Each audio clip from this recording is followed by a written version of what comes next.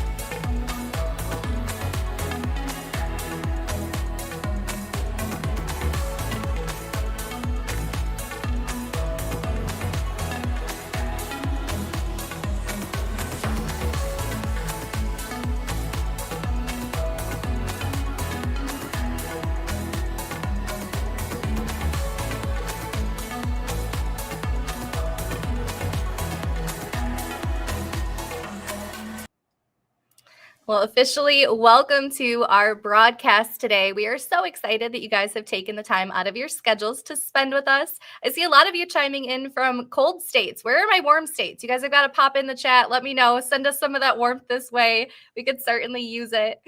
For those of you who are new to our broadcast, there are 3 ways to watch. There is the live stream page that you are sent with your invitation. However, I highly recommend heading on over to YouTube for today's event. You can still get over there now. You can do it right from the page you're on. But YouTube does have better viewability. It's more interactive with those questions, and there's always Q&A sessions throughout these events. So I do want you using that chat box, submitting questions and feedback. So again, head on over to YouTube if you're not already there.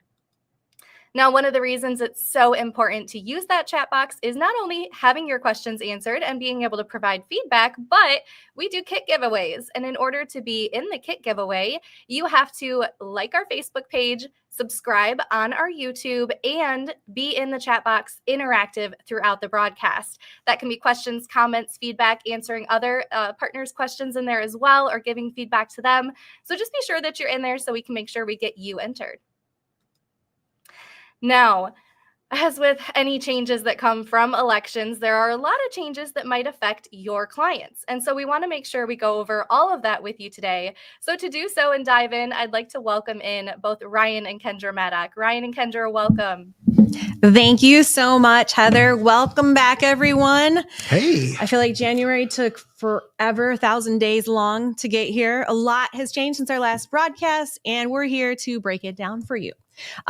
Basically, I mean, a new administration, Ryan, major tax policy changes, impactful new incentives, the landscape. Like a different world the last time we had a broadcast. I don't think it's ended yet. I'm hoping that this hard February 1st is like going to transition, but I mean, the landscape, it's evolving and it's evolving so fast. And if we're not paying attention, we are going to be leaving money on the table. So we're going to make sure that that does not happen. And that's why we're kicking off today's broadcast with a powerful message. It starts now. I think it started like a minute ago. Don't shortchange that. So, at the end of the day, it's tough because Kendra, part of my job month after month for over 20 years is to get on and tell you every single month that this is the best month of your life. And the biggest and the best. Yeah, it is tough, and because every month we have to go at it like it's the opportunity.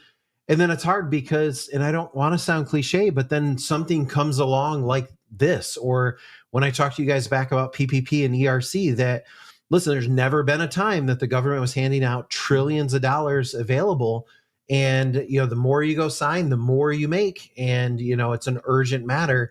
And, we're right back here in the same spotlight. And Kendra, part of it is, we're hearing every day on the news about things like, the border crisis or birthright citizenship or, ICE raids or things like that. And meanwhile, behind the scenes, there are hundreds of executive orders being signed, but they're not as exciting. No, only they're not as fascinating. They're not only as the newsworthy, emotional, sexy ones exactly get covered. But meanwhile, there's a ton of changes that actually, unlike some of the other things, make a huge difference to your personal income level and to my personal income level. And so today we want to highlight some of those because they're certainly not getting mainstream media attention.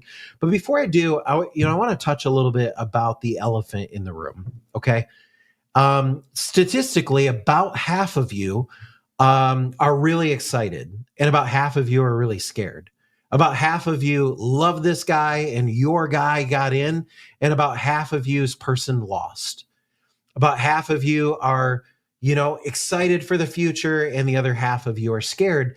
But the thing is that I guess the best way I could say it is there's absolutely nothing any of us can do about that. Okay. Whether or not this is your guy or this is to you the end of democracy. And I don't want to create a debate in the chat, and I'm glad there isn't one right now on that topic. Whichever case that is, let me tell you that I don't think there's anyone on this call that you're in Trump's inner circle, and therefore he's not taking your counsel. But if he is, hook us up, guys. Yeah. Bring some programs back. Honestly, I don't even know that he's taking counsel from his inner circle. I don't think so either. I guess my point would be this guy right here, he's doing, I don't know what screen ever to look at. So this guy right here, he is going to do whatever he's going to do. Okay. He's driving 200 miles per hour. And whether you hate the direction he's going or love the direction he's going, we're all going in that direction. Now, I got to tell you, from our industry perspective, I'm not here to talk politics. I'm here to talk about making money. And from our industry's perspective, the things that he happens to be doing happen to be things that make our company filthy, filthy, filthy rich. Okay. And therefore make you filthy, filthy, filthy rich. Okay. So we're all along for this ride that he's going. And we're going to cover some of the less sexy to the world things that he's passed or things he is passing. But more importantly, ones that actually affect you, because we can all sit around and debate DEI policies, and please don't in the chat. We can all sit around and debate the constitutionalness of birthright citizenship, but please don't in the chat. At the end of the day, regardless of what side you're on, there's some things he's doing that are going to make us all a lot of money. Okay. Love him or hate him. Bottom line. One of the first things I want to talk about is, he's got, this is sarcasm, by the way, he's got a new hat. We've all seen the MAGA hats, but he's got a new hat, and it's the Mama hat. Okay. Mama or mama? Either way, it doesn't matter. Right? I like it. And by the way, this is AI generated. Don't get, there's like a dozen I could people have them right printed now up and have them sent to that are everybody. like, where do I order my Mama hat? Listen, if you look through at some of the synergy that's going on, one of the things that he's doing is I'm calling it Make America Manufacture Again. Mm-hmm. And this, Kendra, talk for a minute. I help everybody understand, besides should we be a manufacturing nation? Is this going to bring jobs? Besides all the obvious, we as a tax firm, right? Why is this so important? Manufacturing the increase in it is good for you. It's good for us. Our best client for the last 25 years has always been a manufacturing firm. They qualify for everything. And they're great to work with because they're familiar with tax credits. They like it. They're used to it. They want it. And so they're high qualifiers. They're easy to work with, and they're everywhere across the nation. And if we're increasing this within a nationwide focus, it's going to be good for us all. Yeah. It's now that's one of the things that's happening. You got to understand, as more manufacturing comes, I'm going to lock in on this for a second. Let me do this. Lock it. Let me lock over here. Every dollar that's spent on manufacturing, you have the opportunity to earn a small portion of. You realize that? Okay. Whether it's infrastructure being built out, you get to earn a portion of that. Whether it's jobs that get created, you get to order a portion on that. Whether it's jobs that get retained, you get to keep a portion of that. So understand that when Mama happens, or Mama, which one are we going with? Mama. So it's Mama.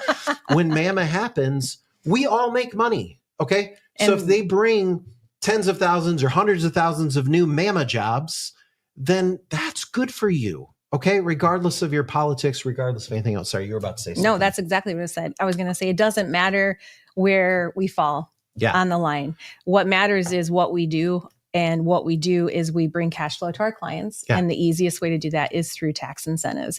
Manufacturing is going to increase. That is good for you. Now, there's some things that have passed in the last few weeks besides DEI and birthright citizenship. You got to stop bringing that stuff up. And I love, Kendra, this slide's a week old. This is expected I know. changes. Please do not send Half me of messages, this has guys. passed since then. You guys love to let me know when something's out of date. This was out of date the moment that we created it. So I'm going to go through it. And I did keep it superficial because there's so much we could drill on. We could talk for days on this. Yeah. But these are just a list of some of the policies that he's either already done or about to do that are going to impact us. The extension and expansion of TCJA. You guys that have been around forever, 2017-ish, know that when TCJA went into effect, it was amazing for us. Well, Trump's thinking or talking about, actually already has done some of it, bringing those back and expanding them. That's great news. The elimination of some specific tax credits or taxes, universal tariffs, the Reciprocal Trade Act, the revitalization of manufacturing, obviously, the investment in infrastructure and reducing regulations. And yes, I'm reading them because I wanted to get them right. All of these things, all of these expected changes, some that are already changed, are going to help us. They're going to make what we do better than ever in 2025. So keep that in the back of your head. Again, as Ryan said, no matter where we fall, that's our mentality throughout today's call is what's going on in our country right now. That's going to make 2025 best for us. Can't make any changes to what happened or what's going to.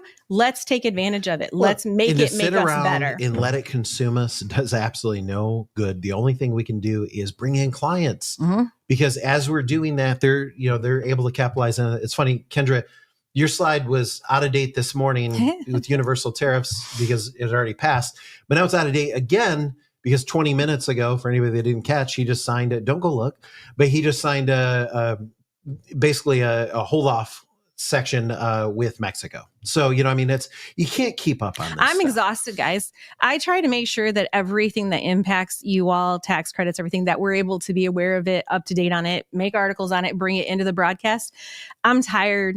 Yeah. It has January has been exhausting for me and my team. But the overwhelming theme here of everything he's doing is he's bringing more tax incentives, more money to businesses. He's bringing more manufacturing jobs. He's bringing, all of those things, play in. And Kendra, everything that we're seeing in the news can really be brought about to this one thing that he's been saying for the last few years. And that is that he's going to bring about the largest tax cut in history. And this hasn't changed. This isn't, something new.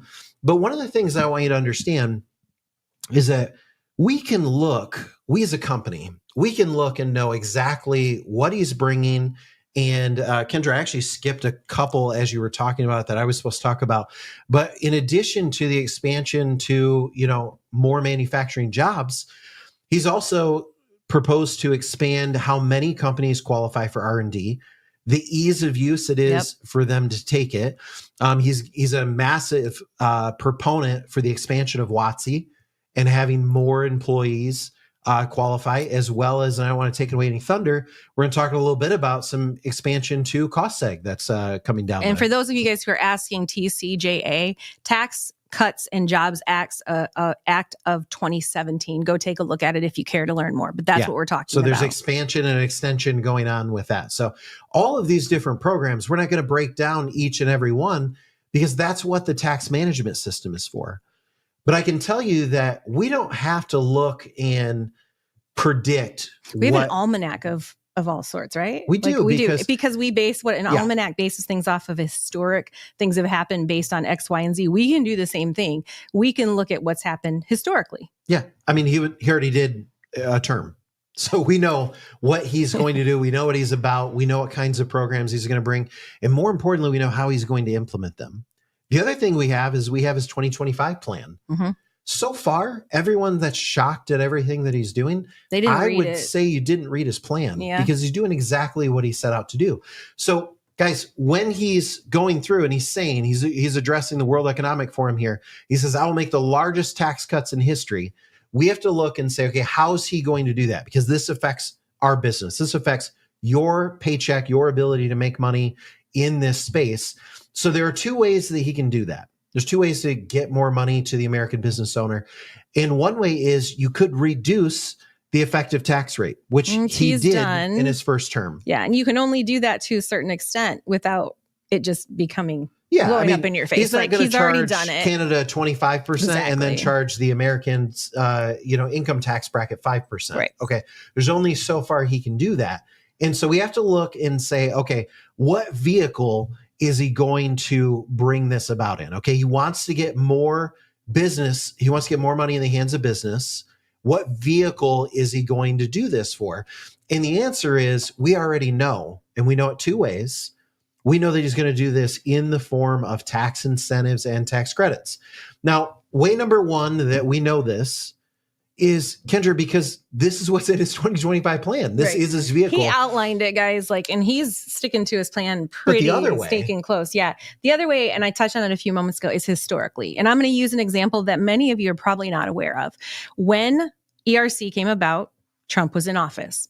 He is the one who brought it about and put it out there for us. He did not create anything brand new. He used an existing tax credit. ERC has been around since 2017. It was already there. It was already established. The Employee Retention Tax Credit. And ERTC was its original name. It was for disaster areas. So what did he do? He looked around. He found an easy, quick way to use an existing platform to get this money out there. So we know what he's done. Yeah. He's not going to reinvent the wheel. He's going to use something that's going to make it quick and easy for him to push out what these incentives are going to be. Same thing when he came out with PPP. What's the vehicle in which he did it? He went out there and said the banking system, SBA, already exists. There's already relationships there. He uses existing platforms and existing infrastructure to get it out there and get it done quickly. We know that about him. So what are we seeing so far? Well, he's taking billions of dollars and he's pushing it out through the existing program called the R&D tax credit. Mm-hmm. He's taking billions of dollars. He's pushing it out through the existing ERC programs that are available. I don't want to confuse anybody. There's another ERC that's still in play. It's not ERC. Continue to be. It's called the same. It's for all intents and purposes the same tax credit, but it's not. They're two completely different. Yeah. The other thing he's doing is he's taking billions of dollars, and how does he get it out into infrastructure? Well, he doesn't just pull money back and say, we're going to build some bridges. Instead, he says, hey, hotel owners, restaurant owners, hospitals, everybody else, let's get this money out through the vehicle in which we have, which is cost segregation. Okay, so we're able to look at all of those. And now I wish I could claim to be smarter and say, here's my crystal ball. Listen, do you guys want to know what he's doing next? Okay, because I can tell. Oh, there we go. Thanks, I was like, wait, where am I? You know what he's doing next? I'll tell you. And not because I have a crystal ball, but because one, he said it out loud. And even though MSNBC and CNN and Fox haven't covered it, he said it out loud. He's made it clear. The other is it lines up with history of what he's been doing the last, 4 to 8 years. And then the last part is it's in his 2025 plan. Okay. Which he's following pretty closely right now. So if you want to know what's next, I'm going to tell you right now what he's going to do next. He's spent the last 4 years out there cultivating trying to hate me in the comments right now, the Republican Party, and to reform the Republican Party and to hand tap on different governors, and handpick some, new people, some new blood into the Republican Party to kind of handpick some leadership and things like that. And regardless of if you like his choices, that's what he's been doing. We know that. We've seen that he's been doing this behind the scenes. But what he's doing as he's doing that, now he's about to call in his first chit, is he's saying, okay, I've got all these manufacturing jobs lined up. We've got Taiwan Superconductor Company bringing jobs in. We've got all these other companies. They're going to come build their products here in America.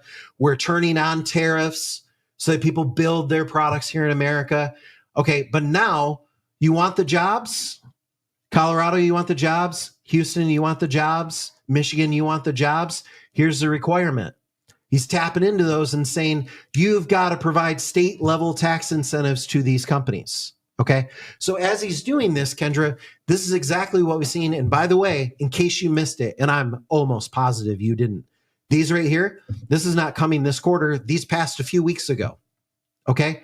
The ones on the map here, 37 tax credit programs. These, every single one of them, Kendra, is already in effect today. That's correct. And you missed it. Okay. You missed it because CNBC was like, is it legal for him to end birthright citizenship? And meanwhile, right under your nose, 37 new tax credits across the country are already in effect right now, with every governor in that area saying, pick me, pick me, pick me, pick me. Okay. And so, and by the way, I'm looking here at this map, Kendra, some of these states, even though they're marked red for having a tax credit, these are blue states. These aren't just red states. Right. It's interesting. So you were talking about just a moment ago that, he was, the administration was building these relationships, and those are the people that are kind of bringing these state credits to the forefront. But I'm going to use Michigan, my state, as an example. So in Michigan, we didn't have an R&D tax credit. We are a manufacturing state, and we always have been from day one. It's so odd that we didn't have this, right? But it's no secret that our governor is not a fan of the current administration, but yet she is following the status quo. So we have this brand new state R&D tax credit that we get to look forward to all of a sudden. So it's not only the cultivated relationships, there's an entire mentality that's starting, and everybody's kind of getting on board. And that's great, because what it does is it brings these federal credits, right? But also the state credits. And I want you guys to understand something. Every state credit is different. There's none that are exactly the same. So I can't give you examples of them all. There's some states that are freaking huge. Georgia's on fire. California, Texas are amazing. You can't say Georgia's on fire and then mention California. That was in poor taste, guys. I'm sorry. So California's on fire, not Georgia. But when it comes to California, tax credit, Texas, they're huge. Georgia's R&D tax credit right now, I can't even get into how big it's going to be. And the thing is, you can stack some of them, which means you get your federal, you also get your state at the equal level. Like there's not, you got 100,000 over there, we're only going to give you 50. No, 100 and 100. This is amazing. So you go out there and sign a client. Bottom line, you get them double the money. Right, you get paid every time. That's the point. You get paid double the commission for doing this. So this is where it's beginning, and we're seeing so many of these programs. Now, we expect more states to fall in line to this, right? Because they're going to start seeing these jobs show up, and they're going to say, wait a minute, why didn't my state get the new superconductor plant? Why didn't we get the new energy factory? Why didn't we get? I expect to see some of the structure of the state R&D tax credits to get better and better, because some of them are amazing. Some of them are basic, but they're there. And we are going to make sure that our clients get to take advantage of that here in 2025. Well, if you're a manufacturer and you're expanding and you're going to bring in more, more employees, you're going to build a new factory, you're going to go to one of these states that's red. And I don't mean red like Republican. I mean, one of the states that has the color it happened to use when we made the map. It doesn't have anything to do with. It's GMG red. It's not Republican red. And so, you're going to go to one of those states. And again, when they do, think about what we're doing. We're getting a tax incentive for them on the building that they build, on the new employees that they hire, and on the employees they retain. When they train a new employee, we're there. When they retain a new employee, we're there. Okay. When they grow a workforce, we're there. When they buy a new facility. Every single step of this. So we've talked about the R&D tax credit expanding. I'm sorry. I got to be clear on that. We've talked about the WOTC program expanding. Okay. This is already done. It's already in place. This is in place. Now there's another one. I just gave a prediction, but I think that they're going to be tweaking these and giving them better incentives. So that's my prediction. Now there's another one that I doubt many of you heard. It has to do with every commercial property in America. Okay. This is huge. How this isn't getting mainstream play right now. And yet I don't mean to minimize the topics that she said I can't keep talking about, but come on, how many days in a row do we have to talk about these when there's stuff going on all the time and there's money being forked out to the billions and business owners don't know about it? Why? Because they turned on the news and all they saw again was birthright citizenship, DEI. This came off of the CDC. Oh, he's withdrawing from who? And I'm not saying those aren't globally important issues. What I'm saying is there's so much noise out there that the average manufacturer in your neighborhood that has 300 employees has no idea they just got a pay increase. Right. No That's clue. the bottom line. That's what we're focused on, is the fact that, I mean, I know you guys have heard me talk about this before. I love working here and with you all because of what we do for small to mid-sized businesses. Like that, I could bring my skill set anywhere, but that's something that we get to carry as a badge of honor. And so looking at this year, we have a potential that's very different from any other potential we've ever had before. Bonus depreciation is 60% this year. I'm not going to explain what it is. You guys can Google it. You guys are all super smart. So 60%. That makes this year, if somebody's going to do their cost segregation, better than any other year.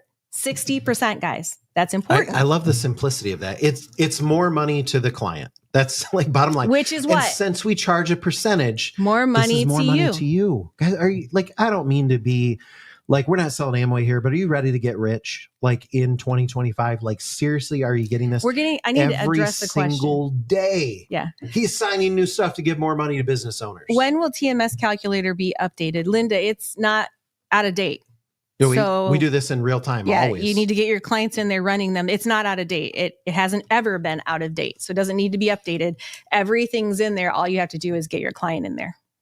Yeah, good question there. So Kendra, the bottom line with cost segregation is that it's this year, it pays more this year than it did last year, and then it will next year. When I say this year, I'm talking about the tax year that's related to this year, which is the 2024 tax year. So to clear up any confusion, the taxes that people are going to file this year are for 2024. They're going to get 60% bonus depreciation if we can get them in for cost seg. Absolutely. So let's talk about, Kendra, this shift that we've really seen in a mentality, and obviously it didn't take long for that to happen. But when we look at this, we've had this like different culture that we're already seeing just briefly in. Yep. Are you asking me? Yeah, I'm sorry. Go ahead. We didn't plan it that way. Basically, what we're talking about, guys, is when a mentality shifts, it shifts across the board. And sometimes it takes a little bit, like it's a wave. I feel like this one's a tsunami. And the mentality is to push tax policy favoring businesses. And we're going to see that it's already started. It started months ago. Got the 2017 TCJA, which you've already talked about, as well as maintaining the lower corporate tax rates and enhancing the deductions for capital investments, especially for manufacturers and innovators, which means continued environment that's going to reward our R&D clients. Yeah. Now, again, we've seen this mentality take place back in his last term, and we see it shining through clearly. I want to be clear again, if I haven't been already. Am I being a Trump fanboy right now? Absolutely not. Okay. I'm being a me fanboy. I'm being I want to make more money in 2025. Okay. And this isn't, we go through this. We're coming up on 25 years in business. That's a lot of tax seasons that we've gone through. That's a lot of administrations that we've had to, make our way through. And every time there's someone new that comes in, we have to ask ourselves, how do we capitalize on this? Right. And every president has different things that they're into, whether it be manufacturing or the healthcare space, whatever the thing is that they're going to target into. And that's kind of where a lot of money is going to get thrown by the market. And therefore, that's where the tax credits are going to come out of. But I got to tell you, as long as we've been doing this, whether there's, a blue country or a red country, the thing we can see over and over again is there are tax credits for businesses, and we are there to help them claim it. This is no different. The part I am excited about, regardless of what your personal politics are or how you feel about the guy, I'm not talking about the guy. I'm talking about the next few years. And right now I'm talking about this right now, because I personally have went out there with you as advisors and promised things to clients where we say, hey, we're going to help you get money. Just like they went and took PPP, we went out there and said, hey, we're going to help you get ERC tax credits. And what we've seen the mentality be over the last few years is 87,000 new IRS agents designed with one thing in mind, and that is to say no to clients, to programs that are already pre-approved. We've seen intimidation tactics like I've never seen before. And I've been doing this for almost 25 years, where people go out there and the main goal is to intimidate clients into not wanting to take tax credits. That was an overcompensation to Trump for 4 years, saying, have PPP, have ERC, go take the R&D tax credit for your first time, take WOTC. But instead, what we saw is, hey, let's scare that back a little bit. And Kendra will do this through denials. Right. We'll do this through Lack delays of action. and lack of action. I was reading this article and I wanted to share it with you guys. It's from the National Taxpayer Advocate Report. And basically, because of what the policy and the procedure that the IRS put in place, it was really an aggressive approach to defraud eligible businesses. I love that you use that word. I love that you eligible, defraud. right? And for eligible, there is a time and place. They're there as a checkpoint. There are some that shouldn't have been pushed through. Absolutely. Is that the fault of eligible businesses? No, it's not. It was unfair and it was frustrating. And there's litigation right now going on. I just saw one that won their ERC. IRS owes it to them. They now have to pay it. They were fully eligible and just got a rubber stamp deny because that's what they were told to do. The delays, they're also going through some litigation right now because of the impact that delay had on these businesses.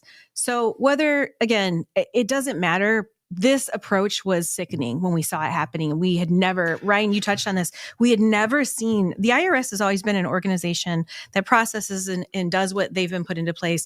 They became aggressive in going after everyday businesses because it's sickening, because they were doing what they were told to do. Yeah. That was so frustrating. Well, what you had is this revenge tactic on the entire business community because an administration didn't like Trump. So let's go after all of business. And, you know, as much as they can try to paint it and say, hey, this is Warren Buffett that we're hurting here, I can tell you from being on the front line and from you being on the front line and our staff being on the front line, no, the people got screwed over was the 9-employee salon and the 100-employee manufacturer. That were eligible. That's the frustrating part. Yeah. There were lots of companies that took advantage and tried to do their own ERCs and get money that they weren't owed. That's totally understandable. But is what the IRS is there for. That's their job. They took it out on eligible businesses. But what's happening now, and this is so refreshing and it's lifting weight off my shoulders. There is a growing push for tax reform, efficiency.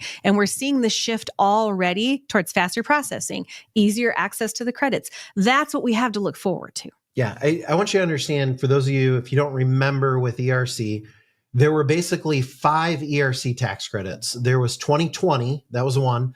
And then there were 2021, Q1, Q2, Q3, Q4. Okay. So that's 5 tax credits that were available. So the first fraudulent thing, I want to back up a little bit here. The first fraudulent thing that we saw happen was a few months before tax credit number 5 was about to go. Let me switch cameras here. He said, hey, I can't really do that. There, that's better. They said, hey, we're going to take that away. And now there's only 4. And businesses that were like, well, I was counting on that. That's okay. It's gone. Okay. But the next fraudulent thing that happened is even people that filed for these on time and were doing that, their applications all of a sudden stopped getting processed one day. Just all of a sudden, we couldn't get answers from the IRS. They won't go through and do it. And then the next thing they do is they employ fear. No, I'm sorry. The next thing was the moratorium. Hey, we're going to take a beat to sort out all this fraud. The moratorium that never stopped. Well, it ended. It didn't But end. It never stopped and then what they did, and you guys remember this, is they brought fear and intimidation. They said, you remember these articles? After the moratorium ended and they had no legal right not to pay it out, what they thought is, let's scare the hell out of everyone so they won't want to file. Mm-hmm. They will say, oh, we're going to go after you for penalties and we're going to do this and we're going to do that. We haven't had a single client of all the massive, massive, massive numbers of ERC returns that we got for clients. I haven't had a single client have to pay a single penny back. Okay.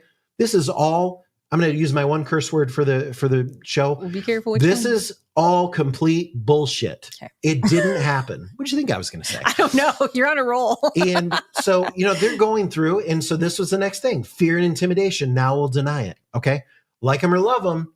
The next thing they did is 87,000 people sit at home while our clients' ERC applications sit for 18 months untouched while they sit there working from home, playing ping pong or whatever else is they do. Okay. I am not being a fanboy right now of this man. I could care. I'm sorry. I shouldn't say that because I might offend the other side. I don't really care, to be honest, nearly as much as I care about our clients that I talk to every day.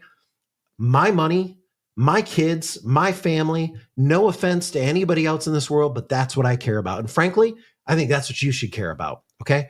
So I don't care which color hair person got into, we had a nickname for Trump. I won't say it. I don't care which person got in, what I care about is getting the money that my clients are owed. You know why? I could love to give you something about how we're rebuilding communities and some business owners are going to use that money to build public parks and all kinds of other crap. But at the end of the day, you know why I really care? Can I be that honest and be capitalist, Kendra? Because I will make more freaking money this year. That's why I care. Because the more money we give out and the way that this particular guy chooses to do it is he wants, are you ready for this? You remember the Uncle Sam commercials, We Want You? He wants you to go hand the money out. Okay. He didn't give it to the banking system. The WotC expansions, guess what they're going through? WotC companies. The R&D expansions, guess who gets to hand those out? It's not JP Morgan. It's you. Guess who gets to handle out the state credits? It's not the governor that actually gets to hand them out. It's you. You get to go hand this out. So he just decided unilaterally, cost seg, same thing. It's you that gets to hand this out. So there's a couple of things I can predict with all level of certainty. Number one, you're going to see a dramatic increase in the number of tax credits that are available for businesses. Am I yelling? Sorry, I'll just yell for another minute. Number two, you're going to see a dramatic ease in the taking of those tax credits. What this means is our system can process things quicker, get money to clients quicker, get our fees done quicker, and get your commissions done quicker.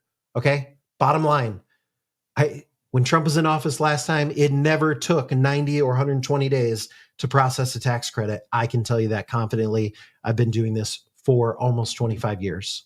The third thing you're going to see is that the number of businesses taking tax credits, Kendra, I love the way you worded this, as a normal part of their business will increase. Okay. Yep. I love that. I want to say it again, as a part of their normal course of business. That's what tax management system is. Exactly. It's a normal portion of their business. 60 more seconds and I'll stop yelling. Okay. You've seen this before. There is billions of dollars available for your clients, for every business in America. And you are the delivery system. You're the one that gets to hand this out, and you get a small fraction of that every single time. Here's what I want you to imagine for a second.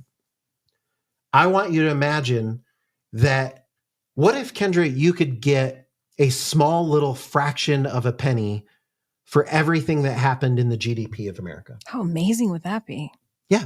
Imagine every purse that gets sold, every commercial property that gets sold, every car that gets manufactured, every pair of sweatpants that Lululemon makes. Imagine if you could get a fraction of a penny. But that's exactly what's going on, because the current administration's delivery system for getting what will ultimately be $1 trillion+ out there into the economy is you. And our business model, and has been for over 2 decades, is a really simple one that clients seem to get really on board with. And Kendra, that is, hi, manufacturing company, I would like to get you money. I'm down. And we're going to take a small portion of whatever money you get. Now, Kendra, as a manufacturer, get this. When she builds a new facility, I make money. When she hires a new employee, I make money. When she takes on a new client and starts manufacturing goods to them, and they use those goods to then make a product, I make money. Do you get to see that I just don't know that it's translating. You are tapped in to the GDP of the United States because some guy has decided the way he's going to pump money out by and large is through you. Okay? That's an amazing way to look at it. And we've talked about that before, like how you're the catalyst, you're the bridge, but the thought that every penny with the GDP you could touch, you could have a fraction of. Like, just let that sink in, guys. And we're already in a position through the tax management system that clients using this, we're already screening every building, every employee, every new hire, every new retention, all of those different transactions we're screening. And that's what tax management system does. It looks at every single transaction and says, hey, Kendra, here's some money that qualifies. And by the way, all we do is we take a little bit every time you get money, but that's okay because we're taking a little bit off of over $1 trillion. Now I want to do something that Kendra, in fact, in like 20 years of broadcast, we've never done before. No, I didn't realize I've never had Jason on the broadcast Jason before. has never, maybe once or twice, maybe, but it's important for us to get you guys to get not only Ryan's point of view or my point of view. I knew last Jason week has a very interesting take on how all this works together. And he can really get, like, some of you just love hearing what he has to say too. So we wanted to get his take and kind of add it to the mix for everybody. Yeah, absolutely. So with that said, Heather, if we could pull Jason in, I'd appreciate it. I really want you guys to hear, his take on this monumental moment that we have in front of us. Hello, everyone. Ryan, thanks for having me on the call. Glad to be here with everybody today. I'm not going to take up too much of your time. I'm just going to jump in and offer some perspective here, maybe some Jason perspective, so to speak, in addition to, of course, the amazing job Ryan's doing. Ryan, as always, fantastic job in bringing to light the impact that has come to bear as a result of this administration and their ideas and their strategies and all of these new opportunities and enhanced opportunities that they're bringing to the table for us, we as an organization, each and every one of you guys, to capitalize on relative to your business and doing volumes and volumes of good within the American economy. All of these new opportunities and what they bring to bear. But I want to step back for a moment and talk about why these opportunities are so impactful. It's not just a matter of need. And yes, there's rampant need. There's always rampant need for tax credits, for accelerated appreciation, for all of these different things, of course, that we focus on aggressively for business owners. But we find ourselves in this unique moment. In fact, I use this language quite often in addressing you guys and talking about certain components of what we're doing and how just whether it's a political environment, a social environment, an economic environment, a world environment such as with COVID, how we keep finding ourselves because of how we're positioned, how nimble we are and forward thinking we are, how we keep finding ourselves in the right moment, right? In the right place. There we are. Let's go with that. In the right place at the right time, right? So I keep using redundantly this language about finding ourselves in this unique moment in time. And yet again, that's what I want to talk to you guys about. We, again, are at this unique moment in time. So yes, in no way, shape, or form minimizing the reality that we have all of these new credits, that we have all of these new opportunities, that all of this additional consideration is being rolled into all this stuff, again, thereby enhancing who you are and what you bring to the table. At the same time, dramatically enhancing the benefits and the possibilities for each and every business owner that you interface with. Now, with that said, though, as powerful as that is, there's more to the story. And what I mean when I say there's more to the story is this. Listen, we've been doing what we do for a good long time. And those businesses that we're able to get in front of, those business owners that we're able to have productive dialogue with through you guys because of who you are and your relationships and your business acumen, right? In combination with what it is that we're bringing to the table, what we have always found is that we're able to bring dramatic benefit and we have immediate converts in every business owner we work with, right? And those converts immediately recognize then these benefits, these attributes, they bring in their other professionals that they interface with, right, to validate the things we're saying, then exercise the things that have been validated, right, put it into practice and receive all the benefit. And then, right, we would have these realities that we coach and train you guys on all the time. That client, right, leads to referrals, more clients. That client, their professionals lead to more strategic alliances and professional relationships, which feed more businesses. And it's an amazing dynamic. And it helped us grow and it helped you guys grow, us as a company, you as individuals, and within your businesses, year over year over year.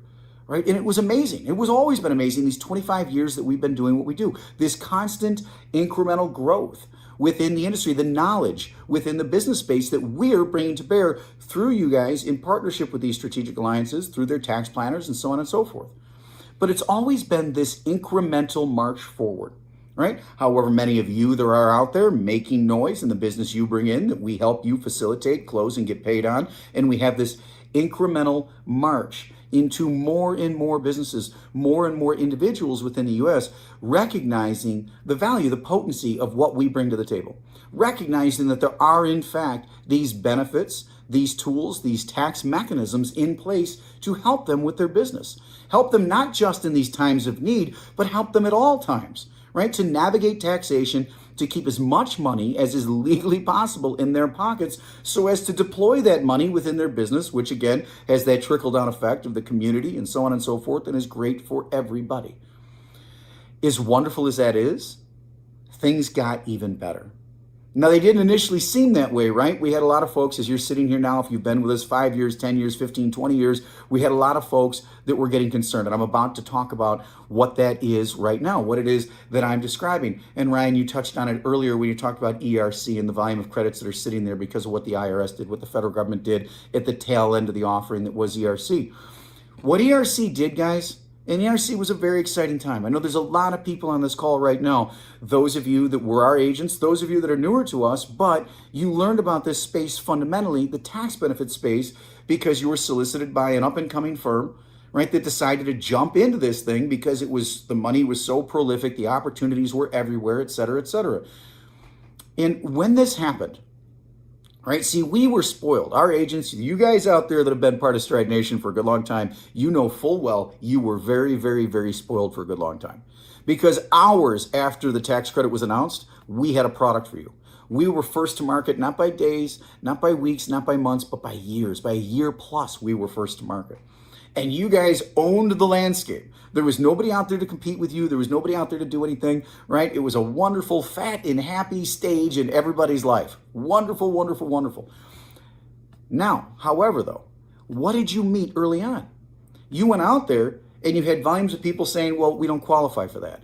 I heard that this isn't a fit for us. I talked to my CPA and they're not comfortable with it. We, right? And this is where I'm going with this. Early on, and for decades, when we talk about what we accomplished, when we talk about that gradual movement within the space and the impact you guys and we collectively were having on these businesses and these business owners in forming the space of what's there, it was hyper gradual. Because there's not millions of you. We don't want millions of you, and there's not millions of us. And so again, we're impacting thousands in our earliest years, and then tens of thousands, and eventually hundreds of thousands annually, year over year. But again, when you consider that there's 38 million Main Street businesses, that's a drop in the bucket. And so awareness wasn't there. And what I just described with early reception of ERC really illustrates my point. Is viral as the need was, and by God, tell me during COVID the need wasn't viral. As viral as the need was, as much money as was sitting there, as easy as it was to qualify for it, they still didn't know. They weren't aware, right? This general awareness didn't exist. And so even though you were the first to market, even though it was what did I say before? A fat and happy stage in everybody's life, this wonderful tool drew all of this benefit for business owners, wonderful comp for you guys, right? No competition, what a great stage. You were still spending a disordinate amount of your time educating people that yes, it's real. Yes, they do in fact qualify. And again, as more media, as more stuff went on year over year throughout the ERC, people started becoming more aware. But still, you had volumes of tax planners not throwing their hat into the ring, not helping. So even those that became aware had some level of doubt or trepidation because their professional didn't support it, didn't jump into it. And even if they didn't have doubt or trepidation, unless they found you or you found them, they didn't know how to exercise it.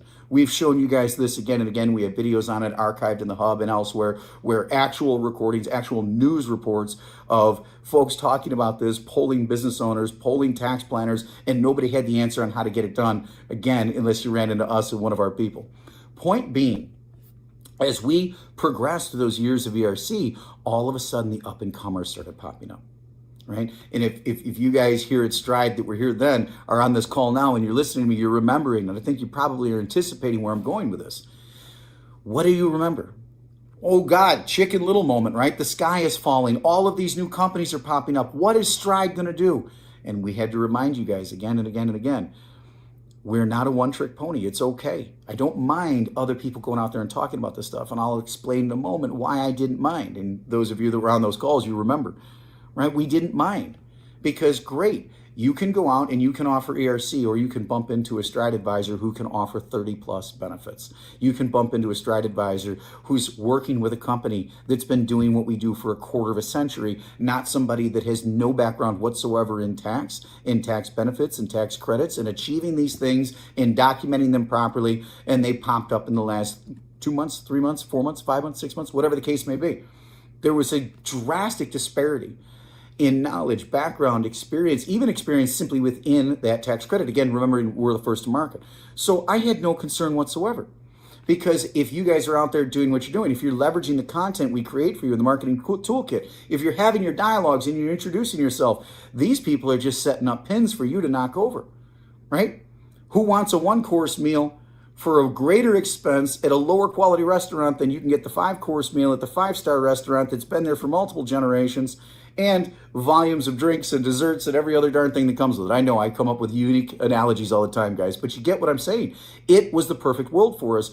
And the secondary reason why it was the perfect world is because now all of a sudden we had an army 1,000 times larger than you guys out there educating business owners, educating tax planners, educating legal professionals, the very people that we work with, that you work with, right? Directly as clients and or through as strategic alliances and or as we marry everybody together, as your prospects become your clients and they're professionals that they're going to for validation for what we're doing, recognize and learn the viability of this, and you two end up teamed together, which happens all the time. That's a big component of our model and how we coach and train you guys, by working with these clients, developing referral sources in strategic alliances through their professionals. Right? And this dynamic then exploded, right? It exploded.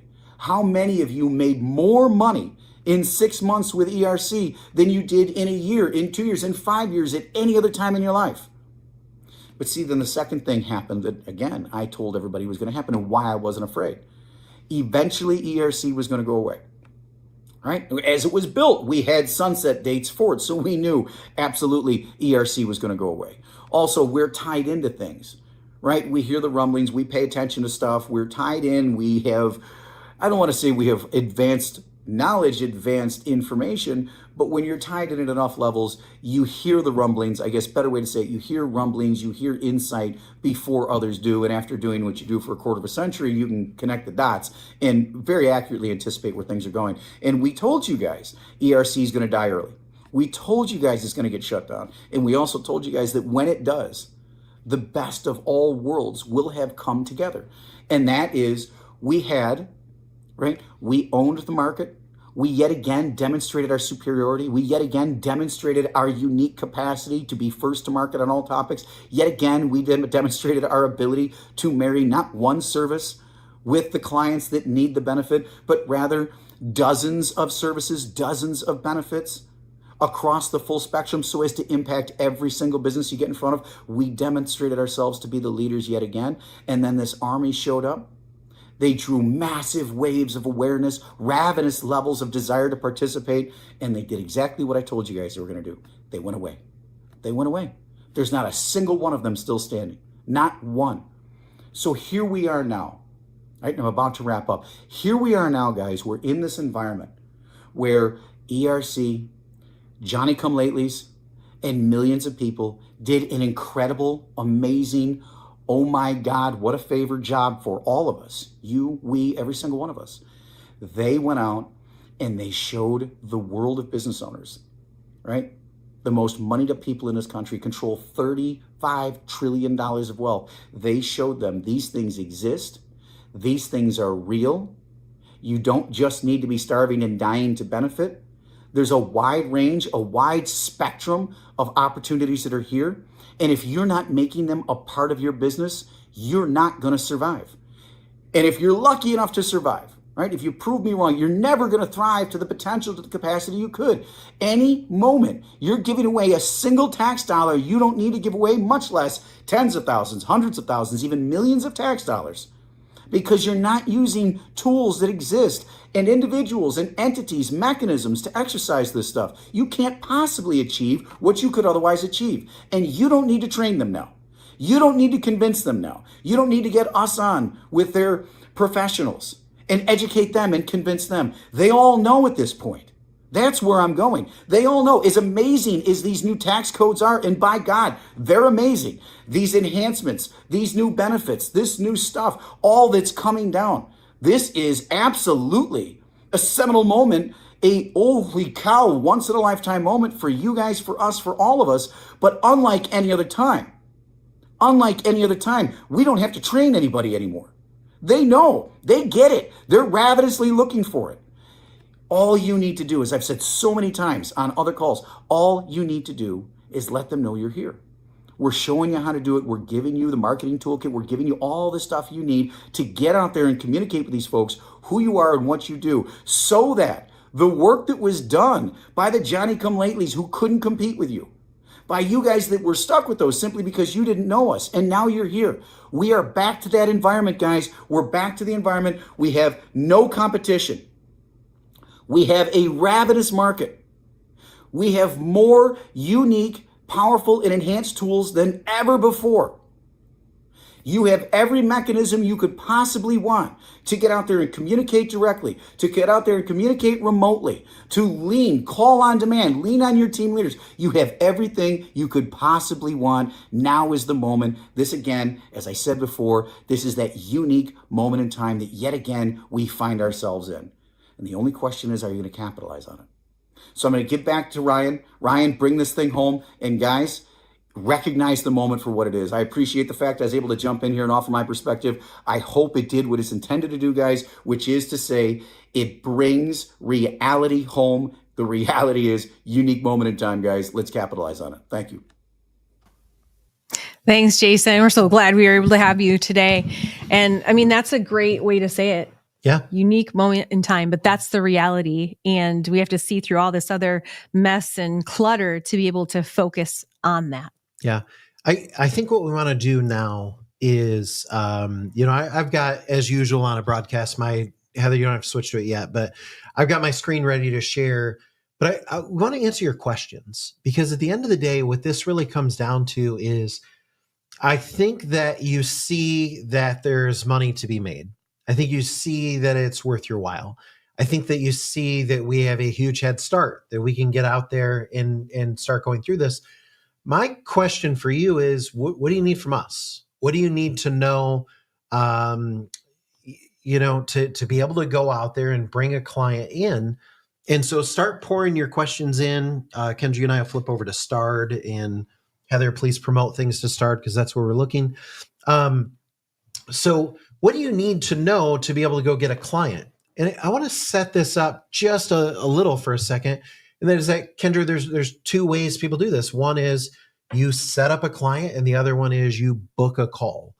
And so while people are formulating some questions, I want to talk a little bit about the difference in when to use those mechanisms. And I guess for starters, when you talk to your client, you know and can kind of feel that they're like, okay, great. How do I get started? Don't book a call when it comes to that. And you at have the the same answers time, for that question. You don't need anybody's help for that. The answer is you're going to walk them through the gmg.me page. Yeah. That's it. That's what they need to do to get started. But there's the other side that Ryan was talking about too, when you can tell that somebody obviously needs some hand holding. Especially when you get into, maybe somebody that's a 1,000 employee manufacturer, and they're saying, hey, I have some questions about these tax credits. I have some, so, there's a new state level credit. They can Google it and see it just like, anybody can. But so how would I go about claiming that? And, your answer is, well, we've built software, we can get you in. But, sometimes they might say, I have more questions about that credit. And that's what booking a call is for. This doesn't cut into your commission in any way. And so with that, go ahead, again, pump in your questions. There is one I want to start with, Kendra, and that was Andrea. So what happens when a large company doesn't want to use TMS since they have their own systems? Well, a couple of things, Andrea. they may have QuickBooks, they may have other platforms, but I'm aware of no other systems that do what TMS does. And so they would use us for that portion. But the other thing I want you to understand is someone can use TMS to whatever degree they want to. So let's say you have a massive company and they have tons of employees and productivity systems, and it spits all kinds of reports out. They could easily log into TMS once a quarter, once a year, depending on the type of tax credit, and they could use that to claim their R&D tax credit. Right. Just because it's an ATS and an employee system doesn't mean it has to be used for that. We did that to make it easier for a lot of our small to mid-sized businesses to kind of make it a boost for them. Yeah. But I mean, honestly, just getting in, adding their employees or their locations and getting things processed for the tax credits, it's not that difficult. Yeah. It's not a lot of work. It's not like another system that they have to implement. If they don't want to use all the aspects of it, they don't have to.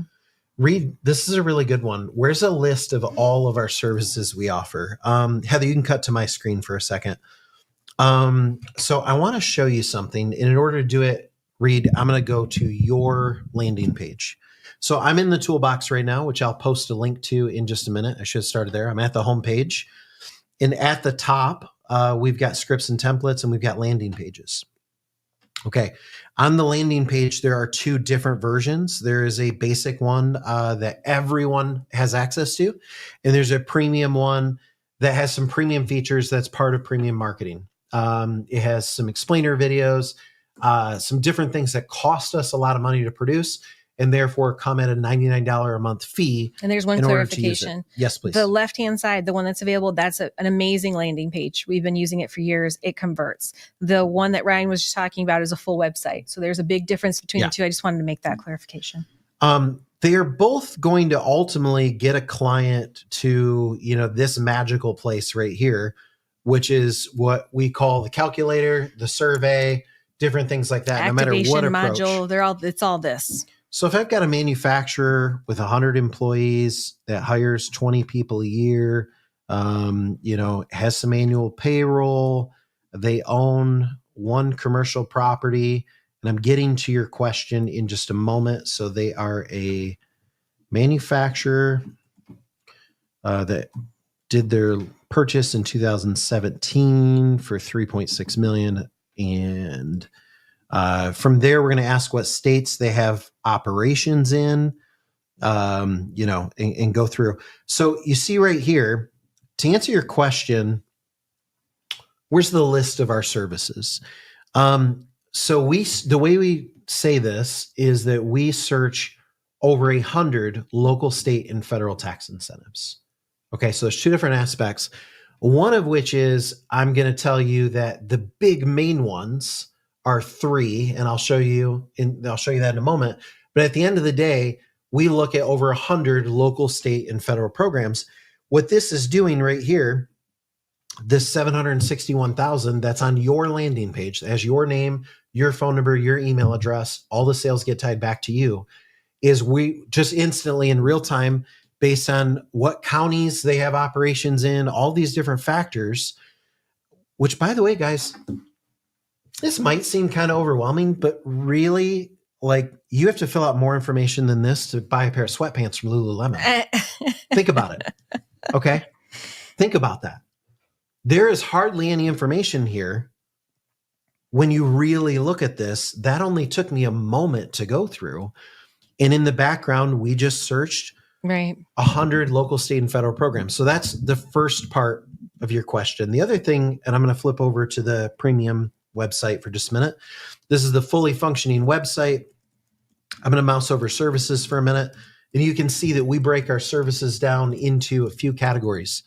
The first one is cost segregation. This is for anyone that owns or has renovated a commercial property. R&D tax credit. This is for anyone who's an employer who employs certain types of employees. I'm going to broaden and say manufacturing or people that perform something technical in nature, even though it is way more detailed than that. I was like, that's the simplest way to put it, though. And the third one is the tax management system, which is something that, it's like the tax credit for everyone else. Anyone that has employees or will get employees in the next year, like that's who this program is for. And we can go out there and get them money on the employees that they're bringing in. I think that kind of answers he seed insurance too. I'm just going to pop this question in here too. He asked, when will a WOTC specialized landing page be ready? We don't plan on making a WOTC focused one. This one actually right here that Ryan is on it covers any employee related. So we're not doing one specifically for WOTC. We found a lot more focused return on these three here, and they do cover any bit of employee. Yeah, it's kind of like cost seg for commercial property owners, R&D for manufacturers and those with technical employees, and then tax management system for all other employers is a really good way to look at it. And we do have the fully functioning site. Now, by the way, I should mention, Kendra, I'm going to go back over the toolbox here. Let's say you're not in premium. Well, I can come here, and we do, when I go to the homepage, we periodically will release specialized landing pages just for an individual service. Mm-hmm. So for example, so this one goes to the R&D landing page. So even if you're not in premium, you have an R&D landing page. You just don't have the full functioning site. So and things like that. So good question there. But basically, let me say it again. Our services, there's two ways to say it. We have over 100 local, state, and federal tax incentives. They can be broken down into a few categories: commercial property tax credits, tax incentives, manufacturing and payroll credits, and generalized employer credits. Those are three categories of products, so to speak. Good question. Right. I love this. I'm just going to show this one because it makes me feel good. Kathy says premium is excellent. Thanks, Kathy. Thank you. My team puts a lot of work into that for you guys. I wish you could see some of the behind the scenes nights and, Yeah. Let's address that for a second. I mean, there's a lot of work, and I just love it when it works for you guys and you see the value there and you see what it does for you. It really makes you stand out. It gives you legitimacy that there's really no other way to get besides providing content of this nature. And I like it. I like seeing. Let me explain premium in just a small nutshell. When we're making a new tool, like a landing page or a calculator or anything like that, there are generally two ideas on the table. There's a simpler idea that we can implement kind of easily, and there's one that would be really expensive to implement. And sometimes, we go with this one, sometimes we go with that one, sometimes we go with both, because we want to get a tool into everyone's hand, but then to integrate video that's custom coded to each and every one of you on your replicated website, that costs a lot of money to host all those videos. So rather than just saying, well, that costs too much, it's not in the budget, let's not do it. Sometimes we do things and say, okay, let's do this. And even though we haven't added hosted cost, we'll cover that through premium marketing. Right. If you're not in premium marketing, listen, there are plenty of advisors that make a ton of money, and you hear them and you hear them show up on Mastermind every week and share their stories. Some of those guys and gals are in premium marketing, and some of them aren't. Right. It's all about what works for you. Yeah. But some people need the added tools as a boost, as a push, and there's nothing wrong with that. And I do like seeing the fact that some appreciate it in that way. Great question from Mel, if I can share his. Yeah. He says, many businesses don't have the upfront money to pay fees. Is there a system to offer to allow payments to be made in 4 to 6 months? I'm going to be honest, Mel, I've been here for a minute. I just looked the other day to see how long, and I'm not going to share it, but for a minute. And I have never actually seen this be an issue for someone who wants to move forward with a project. I've seen people use this as an excuse and then actually move forward with the project. But if you find this to be the case, or that's the information or feedback you're getting from your potential client, get them on a call. Yeah. Because on that call, we can help offset any concerns that they might have. They're getting this money. And so any concern that they have that they might not have the money to pay the fee is a little confusing. That would be my concern. Is, let me walk through. Let's say you get someone an R&D tax credit, and we get them a physical check. It's not an upfront fee. I want to explain this. So we generate their report. We send it in. We then get it over to our accounting department. We generate an invoice, we get it over to them. And generally the way we time this is they're getting their invoice about the time they're that they getting their have to physical pay. check. Right. So, yes, we do preemptively start doing their packet and getting things ready, because we wouldn't want somebody to get a physical check and then we bill them 6 or 8 weeks later. Like it takes time to get these reports together. So my thing would be, I find it would be very, very rare that this would be an actuality. I think it may be an excuse, which is fine. We work through excuses all the time. Get them on a call. Yeah. And then when the individual, whether it be your team leader or somebody here on staff, walks through that call, take notes. And then when you do encounter this verbiage in the future, you'll know the questions to ask or whatever to kind of lead them along. We're in sales. Yeah. We have to lead them from point A to point B, and they're going to give you roadblocks along the way. This is one of those that they toss out there and it's easy. Yeah. And I like when somebody's asking me to buy something, I'm like, oh no, it's too expensive. Yeah. I can afford it. I just don't want the work. You know what I mean? So that would be my, I'll add to that while you're doing your next, find your next question. I would question, why don't you have the money? We just got you a very large check. Right. And in the case of cost seg, the money is instantaneous. You have access. Part of our thing we're looking at is that you've been paying in taxes.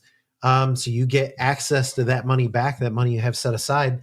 Why is it that you don't have X dollars to pay for our fee when we just got you this much money? That would be a huge red flag to me, Mel, of, what'd you do with money we got you? If you can't pay us. So. Brian has a good question. He says, walking into a business, please provide what we might say to decision makers to begin quality discussions. We're going to give you one. We're going to top that. We're going to show you where you can find it in your toolbox. I believe that's where Ryan's going. If I can read I'm going to go mind. 2 places. Yeah. I'm in your toolbox, everyone's. And the reason it's your toolbox, you can see my name and email address and stuff, is because this is completely customized to you. Each of you have an individualized toolbox. I can go 2 places. I can highlight scripts and templates and go verbal scripts. And this is filled with what to say, what to cut and paste, how to answer things. I'm not going to deep dive this, but there's something else I want to show you. This is going to lead to the next question. So I do need to do a different. So under training and resources, video training, this is going to take you to our YouTube page. Yeah, I was hoping you'd share this. And I'm going to go to live. You might want to write this down. And here it is right here. It's not that far. It's called Conquer Client Meetings with Ease. And you'll know it because it says live role play. So I'm going to go to this. I don't really know what my speakers are going to do when I do this. So this is a live role play of Kendra and I, walking through. It's always a relief when I'm not wearing the same shirt as the demo. So in this case, Kendra is a manufacturer and I have an iPad that's running my .me page. And then you actually get to see what's on my iPad as we walk through. And Kendra and I do this several ways. The first way is like Kendra and I have an existing relationship. I'm her realtor. And the second way is I'm walking in cold and I've never met her before. So I would say if you don't know what to say, in fact, let me just do this. And it starts at, I'm going to cut and paste this to you. It starts at 36 minutes. You don't have to listen to the whole 2-hour broadcast. You can, fast forward it. But that video right there, that is I want to add something too. It's obviously, it's role play. But Ryan and I have been doing this long enough to have had these conversations and to be privy to how the conversations tend to go. So as you're looking through it and you're like, well, that's easy because that's a role play. Yeah. We understand that. Yep. Take the bits and pieces from it and this reference page that Ryan is showing you right now that had the scripts on it and make what feels right to you, Brian. Create your own elevator pitch based on these bits and pieces. Make it sound like you. I like Be that. comfortable with it. Practice it for a while with people, and then it'll be natural. And you won't question yourself.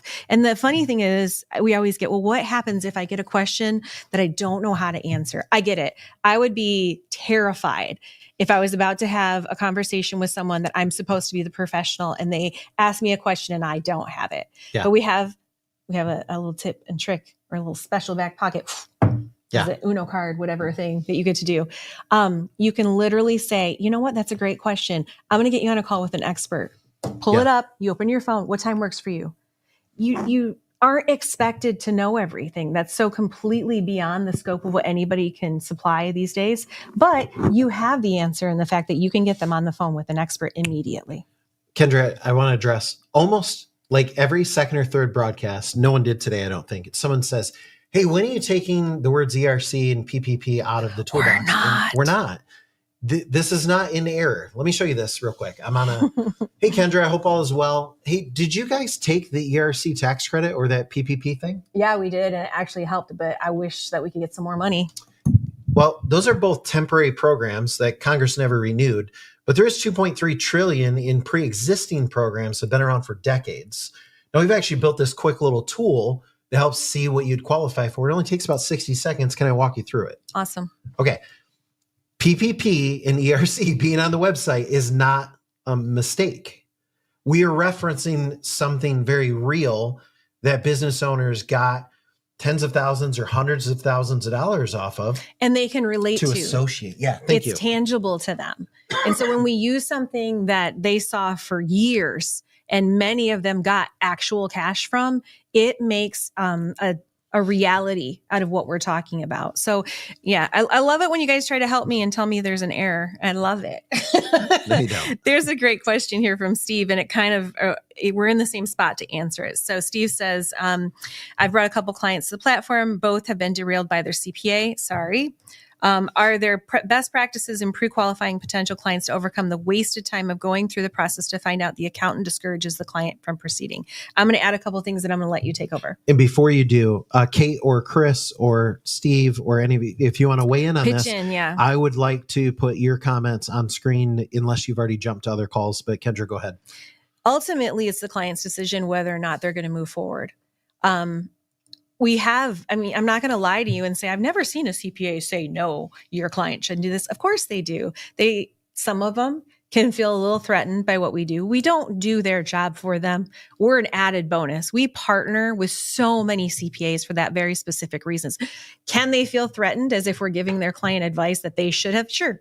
There could be a number of reasons. They may legitimately feel like the client shouldn't move forward for whatever reason, but ultimately, it's the client's decision whether or not they move forward, but we want that relationship to be good. So if you feel like maybe it's moving in that direction, don't talk to them about their CPA. Don't bring their CPA into it. We don't need the CPA's permission. And I think that a lot of people will preemptively do that. Well, let's get your CPA involved. No, we don't need to do that. Get them on a call. Get them on with Kate, with Chris. Let Kate and Chris or one of our experts here Steve, Dan, walk them through the questions. And I would say too, not always, but if you're getting CPA brought up, you might be making it too technical. I've been doing this for a while. Mm-hmm. And that is what I sometimes find. Like when I talk to someone, I say, tell me what you're saying. I'll generally find that maybe you're being a bit technical. And so what I like to do is I like to get them to .me. And so in my example, I say this every time, you need to get yourself a tablet. It needs to be cellular based. I don't like laptops for that reason. And so I love this. Chris weighed in, and this is great. I wish I could pipe his audio in. So Chris, will you be on the broadcast next month? So I had Jason this month. So thank you. I already have slides for you to be on broadcast next month. Chris, so Chris says most CPA accountants do not have an engineering department. We do the engineering and technical analysis, and the CPA does the filing of the forms. I actually like the answer better than where I was going. So if CPA comes up, you've got your cellular-based iPad or Android tablet or whatever the case is. And Kendra, for a moment, if you would, the reason I like this is because I want to show you the difference. If I'm coming in, I'm like, hi. This is imposing, guys. It's between us. And it's a blocker, both visually and connection wise. So if there's any way you can do it without the iPad, Ryan's going to show you why. Yeah. Without the laptop. Yeah. I like to walk in with just an iPad. I have it in mini and the 11 inch. Don't let him kid you. He has all of them, guys. I do, but I don't take the 12.9 because I think it's overwhelming. I like to walk in with no laptop bag. Jack, I won't make you be on camera, but can you slide me a marketing folder under the door? Because that's actually what I walk in, and I'll show you exactly what I do. So, when I walk in, I like to walk like this. I like to keep the thing I like about an iPad or a tablet is I can keep it under my armpit, keeps my arms free. If you really want to know my practice, I come in and I'm able to engage, I'm able to talk. I can sit there through an entire coffee meeting with this kind of just like that or whatever. And when the moment arises, I can say, back to that previous thing of like, well, did you guys take ERC? Did you take PPP? We had some funding. Yeah, it helped out. But Yeah. at this point, I don't think none of that's available anymore, right? Yeah. Like, did your accountant fill out your PPP paperwork? The answer is no. They did their PPP paperwork. Now, much like with ERC, they probably did some paperwork and the accountant filed it. And I love Chris's answer here. We do the analysis. The CPA does the filing. So what I do there is we've actually built software. Now, right off the bat, I've just knocked out their CPA. Their CPA does not have a software department. Okay. So we've built software that looks for hundreds of local, state, and federal tax incentives and different programs.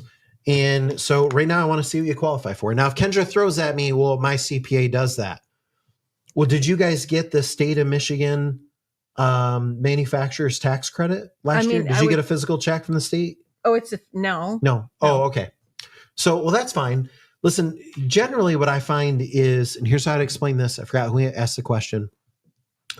It's my job to provide documentation to my CPA, like how much I spent at the restaurants or what I spent on, corporate flights or anything like that. It's my job to provide that information. That's my CPA's job to file that. Well, in the same way, we've developed software. What it does, it goes out and searches for hundreds of local, state, and federal tax incentives. And by the way, I only go here if they bring up the CPA. I'm not going there if they don't.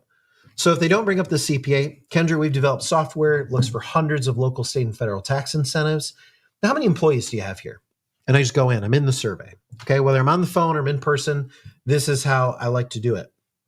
And so when I go through that, if she says, well, I think my CPA does that. I'm sure my CPA handles that for me, right? Okay. Did you guys get your state of Georgia tax credit because that's one of the local programs that, how would I know? The physical check from the state of Georgia? No, I know we didn't get any checks. Okay.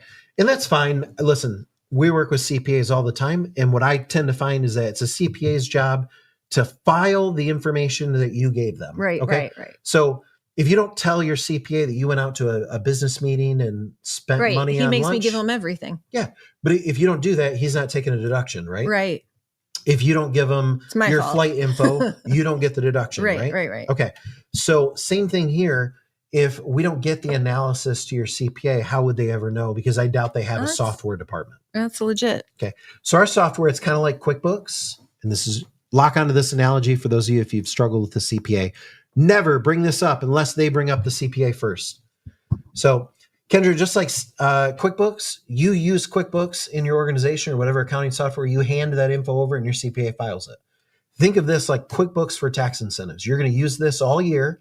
Every time you hire someone, you fire someone, you create a new position. It tracks all of that, so we don't have to do it. So you don't have to. Okay. At the end of the year, at the end of the quarter, depending on how you do things, then that's going to go over to your CPA just like your QuickBooks file would, and they're going to file it. Yeah. Okay. Good enough, everybody? Go get a cellular-based tablet and start going out there in person. There is the page that we are on. I just wanted to touch on that. There are some scripts in there when somebody brings up, what about my CPA? So that also would be of benefit for you to take a look at. Yeah. So under scripts, I can go to verbal scripts, and at the very bottom, I think they're called like conversations, or there it is, conversations. Yep. Right there. So what kind of programs? So my CPA doesn't qualify. Between what we provided and that, I think that answers that question really well. I have a great question. We've never got this one before. I love when that happens. And I'm going to give it to you, Ryan, because Ryan has I'm going to give it to Chris. Chris, opinion. This one's yours. No. This is going to be for you. This is you. Ryan has an opinion about this, and I agree with it wholeheartedly. I don't even know what it is. So what attire would you recommend when doing cold calls? Well, first of all, Sam, I love what you're wearing there. I know. He is looking good. I think the most important thing above anything else is that you be authentic. You have to be you. So I can't say, hey, 12.3% of the time polos outperform button-ups, and tie or no tie. I will say that what I found for a long time is like in the manufacturing realm, you can't even go in most manufacturing, like in the plant side of things with the tie on. Mm-mm. So you got to be you. I'm gonna stand up and be me for a moment. So This is Ryan's everyday outfit, guys. He didn't dress up for us today. yeah, I got sneakers and I got black pants on. I got a t-shirt and I have some form of button up. And if you watch the broadcast often enough, or if we ever attend a meeting, this is just how I dress. What I like about it personally is, watch this, Kendra. I'm going to go to fancy real quick. So just like, now this right here, this is semi-fancy. I'm missing 2 buttons there. If I want to go like real fancy, I can go up a notch. And if I want to throw on a jacket. So I just personally, I love the versatility. But I think the modern business is feeling comfortable and being comfortable. You have to but be also comfortable being, in your own skin. yeah. If you walk in a 3-piece suit, or even if you try to go too casual, more like if what Ryan's wearing is too casual for you and you try to attempt this, you're not going to be comfortable in your own skin, and your authenticity is going to be off. So be yourself, be appropriate for the environment. And that's what I recommend. The casual side, how far we've come in just like the last 15 years, and what we used to wear to work and what we wear now, it has really changed. Yeah. So just find your comfort level. Your comfort level may be a 3-piece suit. Then work it and own it.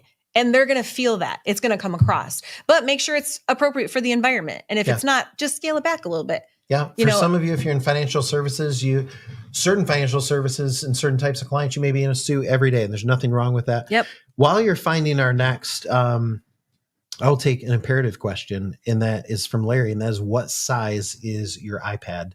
So I like, whether it's an iPad or honestly some of the Google tablets and the Galaxy tablets are phenomenal. If I wasn't an Apple ecosystem person, I like the mini, which I think is, I don't know, like 7 inches or 8 or something like that. But my main go-to is my 11-inch iPad. The reason I added this to the mix is because I find myself doing more coffee meetings than office meetings these days. When I'm in an office meeting, I don't have it with me because I only brought this one in. The 11-inch iPad feels more like a laptop, and it's actually the one that I use in those YouTube videos that I was showing you. And that's just the 11-inch iPad Pro. It's a workhorse. I love it, but I would never take a laptop. I did add this to the equation just in the last few months. And like I said, the reason why is I found the 11-inch one was cumbersome at coffee tables. Sometimes coffee tables, very small, and I want to role play for you again. I like having my hands free. I don't want to have a bag. I don't want to have a briefcase. I generally just have this in one of our marketing folders, depending on what the meeting is. Yeah. So not available at the current moment, but so I like walking in like this. And the reason that I like this, whatever it is, 7-8-inch tablet, it's big enough that the client, we can still interact on it. We're not like huddled around my phone, but at the same time, it disappears. It's non-intrusive. It's non-threatening. And I want to point out, you may have said this while I was looking, the size of this iPad. I'm not a fan of the mini myself. I like a little bit larger, but what really works for this is if you do have a marketing kit already, guys, this is the exact size of the marketing folder. So it literally just sits with it, and it just looks so natural together. It's really hard to, say that's not the best way to go. But we designed them originally around the old iPad mini when we were doing it. So they snap together really nice. So I like it. It's a comfortable type thing. So Larry, good question. Denise has a good question. And Denise, I know you know the answer to this question, but we'll go over it real quick. The upfront fee for cost seg is due immediately, but no check. So I need to correct one thing. There is no upfront fee for cost seg. And it's because you're looking at it wrong. When a client decides to move forward with a cost segregation study, they immediately get their benefit. They either no longer owe that amount of money to the IRS and therefore get to keep it, whether it's set aside an account or what have you. That's an immediate benefit. So we've already done the work. When we do the feasibility and it gives them this, there's another report that we have immediately based off of that. They immediately get that benefit. So it's not an upfront fee. We've already done the work to confirm that they have the benefit. Then what we do is we go backfill an entire report that they can then use to support that. But what happens is the CPA takes that small little report that's ready for them at the time that they sign for their cost seg to file. The backup report is just for everybody's comfort value. So this is a great article Just so you don't Ryan's think showing right now. Kendra's making this up on the spot, I typed cost segregation fee and this came up. This, if you want to type this in the help center, this goes through the technical information on why cost seg benefit is immediate. We're not going to deep dive into it now. So if I could encourage you, change your mentality about that. That's inaccurate. We're not asking them to pay and we haven't done the work. We're asking them to pay half so we can finish their work. Well, and sometime, let's say it's a $10,000 cost seg fee, so they're paying $5,000. They're probably instantly tapping into $50,000, $60,000, $70,000 on day one of money that's sitting there that they were going to have to pay the IRS. So clients don't tend to mind paying, a couple of grand in order to be able to immediately dive in like that day. And if they do, get them on the phone with your team leader. And honestly, I'm going to share this too. In the years and years that I've been doing this and with so many partners, Denise, as good as you, that I've been working with, the only time I really find that something like this derails is if the partner is inadvertently placing this information out there. Like if you're saying or thinking or feeling that they shouldn't have to pay, it comes across whether you realize it or not. So just try to shift your mentality. We've actually done part of the work already. We're going to finish the work. They can do the whole payment if they want to. They can do half and do the other half. And we turn around that study so quickly, it allows them a chance to break up what they're going to pay us. Let me share some with you too. So 2024's number was, I'm going to explain what this is. So Kendra, we were at 74, 76% of cost seg clients, focus on this for a second, that bought last year never talked to a human. Okay. They were using the tax management system. It intellectually identified cost segregation, pitched to the client, showed them a fee, and client bought. Okay. Mm-hmm. I see clients all the time that come in at 1 a.m., 2 a.m., 3 o'clock in the morning when we look at the timestamp. I'll let Chris one back up here in a second. But Kendra, we see this all the time. They're working in the middle of the night. It's insane. Ryan told me this would happen when we instituted the more self-service side many years ago. And I was like, who works at 1 o'clock in the morning? Well, entrepreneurs do. Yeah. They're sitting there, they're up, they're frustrated, they're doing their email, they're doing their, oh God, I got to find a way to get some cash flow. Oh, wait. And they come across it. We had one the other day. It came in at 3 a.m. This is a payment from a client. And, one of the things we like to do is reverse engineer. And what happened was they were in our tax management system. And Kendra, I want just for a minute, focus on the power of this. This is the power of the tax management system. You're in there, you add a new employee and you say, where do they work? Oh, they work at, I don't have that facility in there yet. Mm-hmm. This is why we do this. Yeah. So they're adding a new employee. They want to screen them for WOTC. And then they're like, I got to add them to location C. I do my drop-down menu and it says location A, location B, or add new. They clicked add new. They typed in their info. One of the first things we say is tell us the name of the building. Tell us what year you bought it. How much did you pay for? We just asked like 3 or 4 questions. It's not much. It's 4 actually. Mm-hmm. It triggered and then it emails them the next day from one of our tax specialists and says, hi, I'm blank, blank, blank. And I've been reviewing.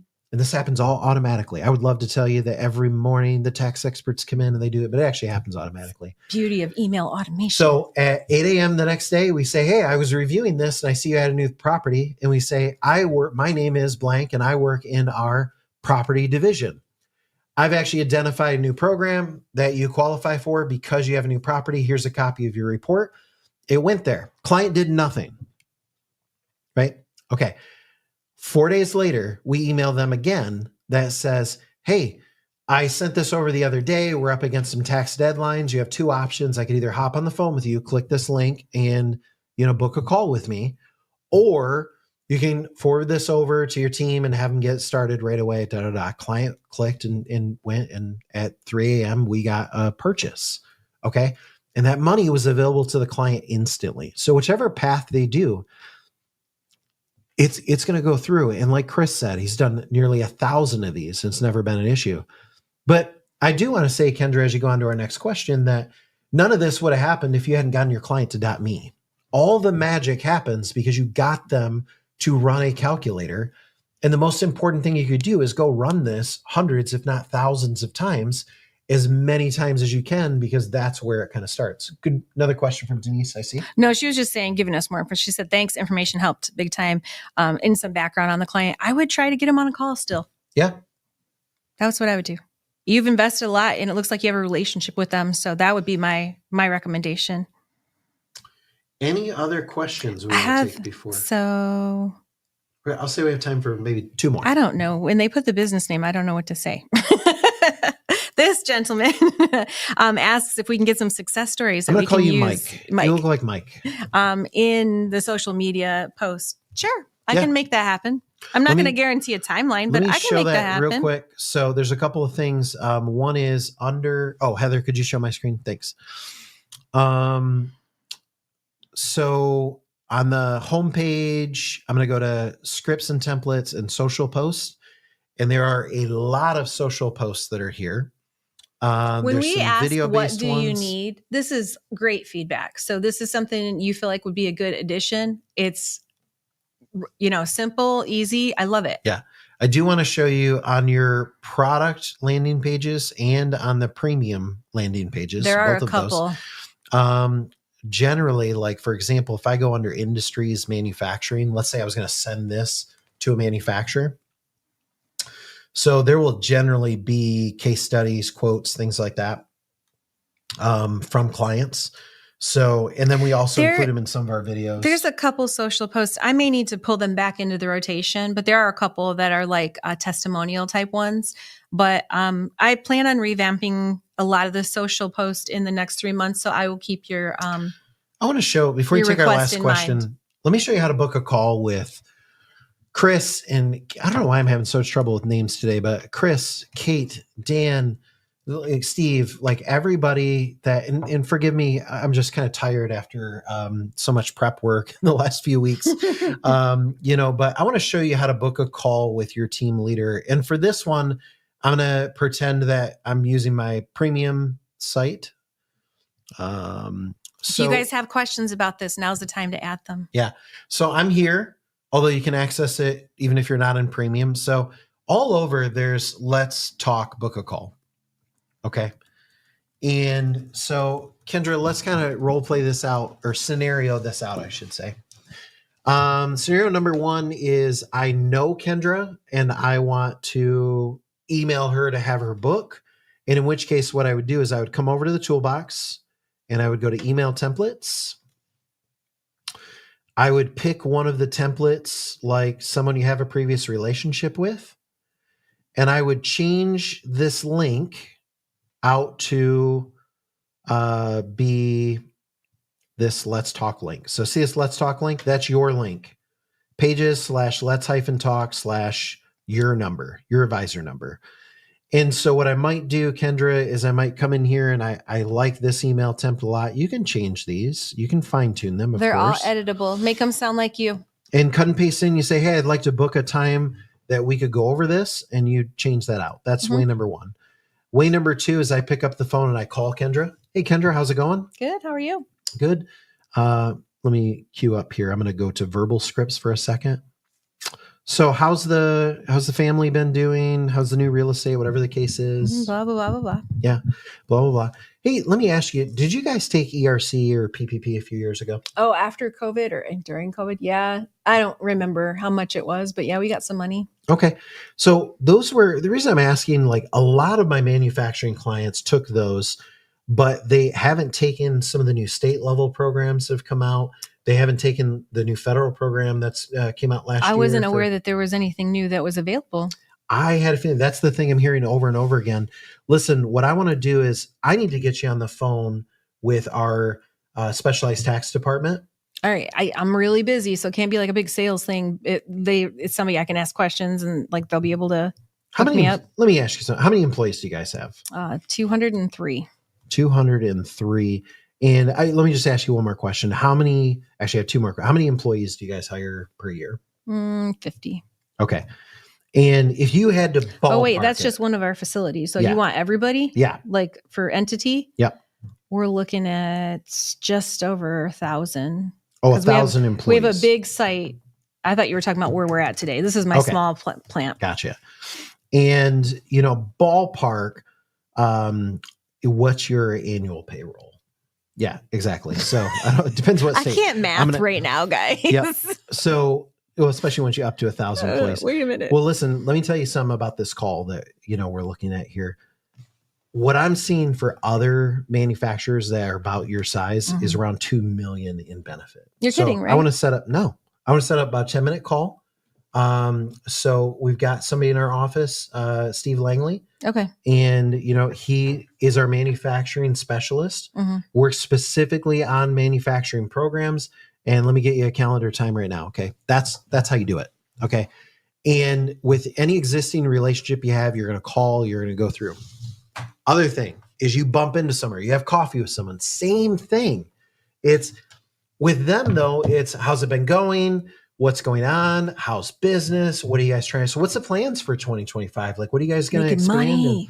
And, what are you guys going to, at some point, they're going to come down in this face-to-face coffee meeting where they say the words, that they're trying to build a new plant, or they've got to bring on another 70 people, or they got to add some new whatever they've tool been and die. thinking about that's going to cost money will naturally come up in the conversation. Here's the pivot right here. This is where in a minute I'm going to break out my iPad because right now it's hidden under my arm there. Okay. And Heather, I'll go like this for a second. So it's right here. We're having coffee and we're talking.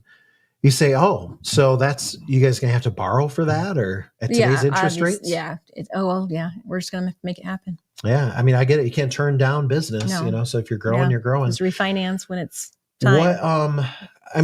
Did you guys, you still have, something like the ERC money left over and things like that? No. What about, have you guys, there's a bunch of other programs. Have you guys taken the I wasn't stuff? aware that there was anything currently available for manufacturers. Oh yeah. All my manufacturing clients are taking Where the 2024 money. I don't know. I'll tell you what, let me teach you real quick. I taught this last month, the buddy approach. Okay. If you don't feel comfortable explaining this is the buddy approach right there. Listen, I got this buddy, Kate, that she works with manufacturers. She's tapped into all these different programs. Or I got this buddy, Chris, or I got this buddy, Steve Langley. I got this buddy, Dan, whatever the case is, whoever your team leader is, that's your buddy. Okay. Listen, I got this buddy, Kate. She's tapped into all those manufacturing program stuff. I got to introduce you guys. Yeah, sounds good. I'd love to talk to her. Yeah. Let me do this. Let's get a call booked and boom, you're in. Okay. She's going to want a couple of things. How many employees do you guys have? Listen, we're only asking like 4 questions. It's easy to do. And then from there, Heather, you can go back to my screen and I'm going to make this what we end on, Kendra, unless you saw just one marketing question. So from there, you're going to come over here. Remember, I'm on the Let's Talk page. Quick 10-minute conversation. Book this. Don't send this to them later. Break out your iPad. Do this right now. Whatever you want to do. If you want to be Ryan, the tax genius, but let me bring in Chris, my manufacturing product specialist, then do it that way. If you want to be Ryan, the realtor, and you want to bring in your buddy, Chris, do it that way. Chris doesn't care. Kate doesn't care. You know what they care about? Closing deals for you. That's what they do. Okay. So do that. Let's take our final question. Then I'm going to get you off phone. Kathy, great question. She says, do the social posts need to come from a business page? Will I be put in posting prison if I post on a personal page? No, absolutely not. There's actually a lot of limitations as to what or how you can post. I'm assuming you're talking about Facebook because that sounds what you're talking about. On business pages, personal pages are the way to go. You can post anything pretty much. Yeah, so you can come down here. Your connections are usually associated with you on your personal pages. Those are your friends, your family, your coworkers, people who own businesses, people who work for businesses. So definitely, if you have a business page, go ahead. If you have a personal page, absolutely. That's where you want, because that's where most of your connections are going to be. And all you're going to do is you're going to right click and save. And then you're going to cut and paste this link right here. You're going to go open up Facebook, your personal one, like she just said. You're going to post it and then add the image. And if you get somebody off of that link and they go in and they do the calculator, they'll show up in your client, in your portal. Yeah. I hope you see, Heather, you can kill my screen.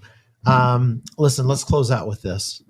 I think I hammered it earlier. I thought Jason did a really good job explaining that right now, we've got this great situation. People are optimistic. They want to go grow. They want to take advantage of all the new business opportunities that are coming in. They need capital to do it. Yeah. Feds aren't lowering interest rates quickly enough for it to be another way. So you're it. Okay. Congratulations. I would say sorry, but there's nothing sorry about it. So what you need to do now is you need to get over any fear or concern you have or busyness or whatever's standing in your way. You need to get out there and get clients in .me. We have taken away, Kendra, every roadblock. Okay. Let me go through the scenarios again. You want to be an expert, watch about 2-3 hours of Kendra and I on YouTube, and you're now an expert. You can go out there and run a calculation using state-of-the-art software that taps into algorithms and AI literally and puts them in a marketing automation that's going to get that client closed. And you can do that as an expert.